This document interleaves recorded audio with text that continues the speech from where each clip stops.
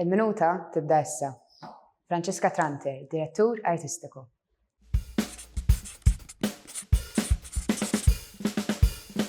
How has dance impacted your life? It's been a long 40-year journey. Now I feel quite strongly in producing, collaborating, creating platforms for the younger generation. So, why is it important to support our local artists? We cannot live without art, we cannot live without culture. It is an identity that defines us all. I think it's important to support local art because it identifies who we are as a country and a nation. Because we do have a large dance community, we just need more financial support in the arts. What can the audience expect at Dance Festival? Every artist is coming from a different country.